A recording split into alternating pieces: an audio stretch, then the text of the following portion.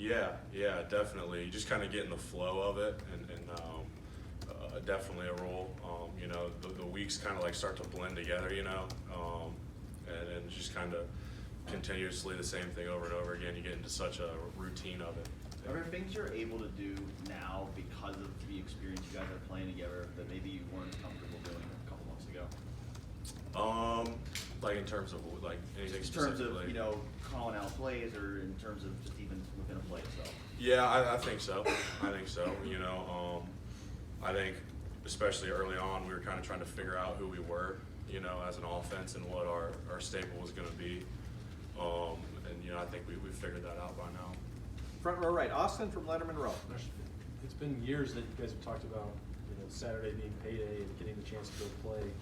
When you have just a half where you're blowing people out, you don't spend third, fourth quarter on the bench, do you like that opportunity, or does it annoy you because you want to go play more? Yeah, obviously, I want to play, but to be honest with you, it's so good and so fun getting to see some of the other guys get in there and mix it up and see what they can do on the field, with the lights on. And I think me and the rest of the starters really enjoy getting to see those guys play as well, though. So it's kind of both, I guess. Yeah. You know what I mean? Which one of those young guys caught your eye on Saturday? I thought, he's not really a young guy, but I thought Gavin played really well. I was talking to him, after every set and watching him and Harry specifically, and I thought they both played pretty well, but Gavin especially. Right next door, Tim, Letterman Row. Yeah, Just what is it like? Because you guys have had some almost what I call clinic plays y'all have put on video this year from a blocking standpoint. Mm-hmm. What is it like to be part of a unit like that where you're coming off of getting your double team and going to the second level and things are just working? What is it like in the midst of that? What does it feel like? Yeah, that's the best feeling in the world. I think that is maybe my favorite feeling in the entire world is being on a block, having my guard come off and feeling that running back just zoom right by you. Yeah. That's one of the best feelings in the whole world. But when you have guys next to you that are just so good, it makes it so much easier. You know what I mean? Like, Yeah. A lot of teams can't do that just because they're players across the board. We don't have guys. Everybody has guys like Wyatt and Jonah and Thayer and Bowen and even our second string guys. So. Can you sense how, I don't know if special is the right word, this week is for Jonah going back to a place where I think so. Yeah, I think so. How does it show up, you think? Yeah. I think it'll show up in the way he prepares this week and his seriousness about it. He spent 4 years of his life there. That's an important piece of his life. So it's obviously going to be pretty important to him. And can you imagine him? He was on a program. I'm not knocking him, but right now they're struggling. Right. And he comes to a place that's number one, or maybe tonight number two in the CFP rankings, Mm-hmm. and he's playing on an unbeaten team. What do you think that must be like for him? I don't know. I'd Has imagine. he expressed any of that to you guys about? I think he's used to it now. I think we had talked to him about it early on. Just what it was like. He just gave a typical answer. It's just amazing. Having so much fun. But I think he's used to that now. So, but yeah, he's got to be thrilled with how everything's going. And right next door, Bill from the Dispatch. Yeah, Rutgers is a huge underdog. What's the challenge for you guys to not take this game lightly? Yeah, I think the biggest challenge is just focusing on us like we do every week. Just because they're an underdog doesn't mean we can't focus on playing our best, playing together, and getting some really good quality reps in. And given this reference, the CFP is going to come out tonight. They're probably going to drop to 2. Do you guys care? Is there any thought about that at all? Not really. So much can change from now. All we're focused on is this game, winning this game, and then moving on from there. But we try not to worry about what we can't control.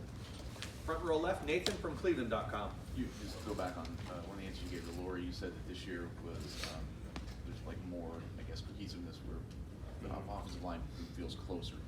Why is that? Did it happen just completely organically? Did somebody I think so. Yeah. I couldn't tell you how it happened.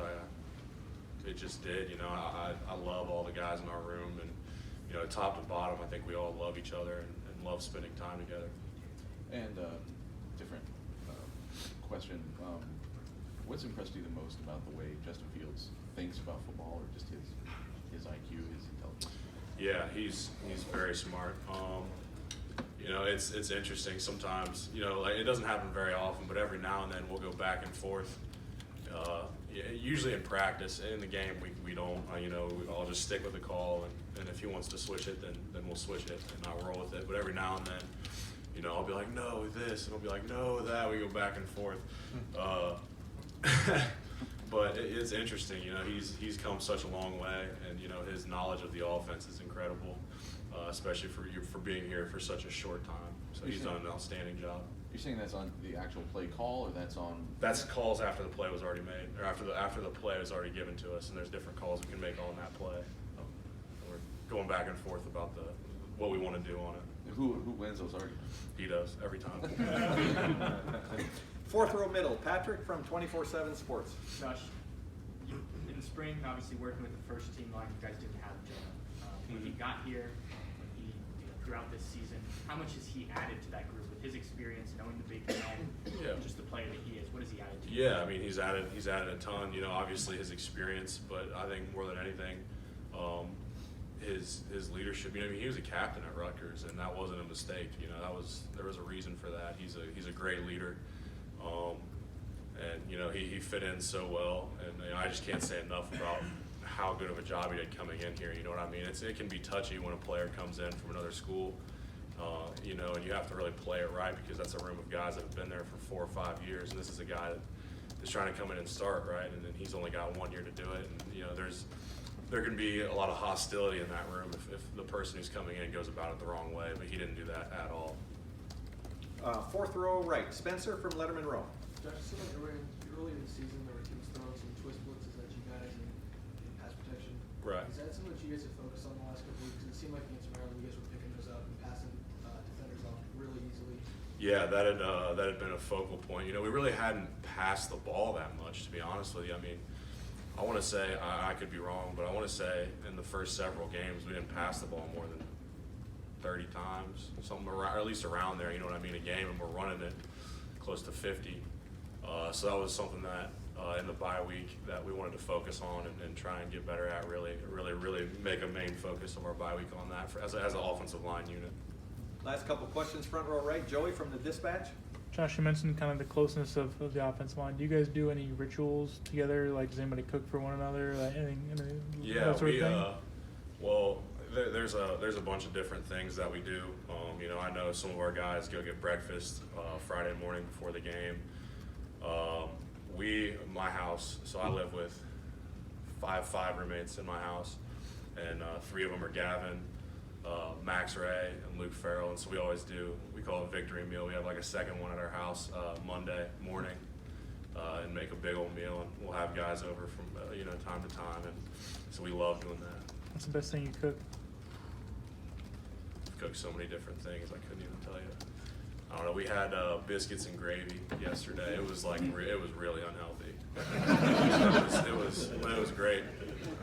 How many eggs you go through in one of those? I'm not joking, it's like 40. It's a lot. And all of you, it's really good food. I've been there, I go to all of them, really good food. Always there. Yeah. Final questions, over here to the right, Marcus, Dayton Daily News. You guys talked about camaraderie being maybe greater this year. How much does the new facility and all the new toys and things that we saw before the season, does that have any impact on it at all? Yes, big time. You know, and I've talked about this to a couple different people, you know, individually. I think that, especially that room with, you know, the basketball court and then the golf simulator and all the games, I think that was so huge, because in the off season, I'll go in there. I love playing golf. I'm not very good, but I love it. So I'll go in there. I'm in there a couple hours a day in the off season, just messing around, you know, hitting shots, maybe watch some film. But you know, while I'm there, some other people, you know, like Rutgers loves to golf. We've got a bunch of different guys that like to golf that'll go in there and we'll just play together. And it's guys that I normally wouldn't hang out with outside the facility. And then while we're doing that, there's 10 guys, you know, shooting hoops, playing horse or something. So we're all together for a good amount of time, you know, and I think that added, you know, a significant amount of camaraderie in our team. Great. Joshua, thank you so much. Thanks, guys.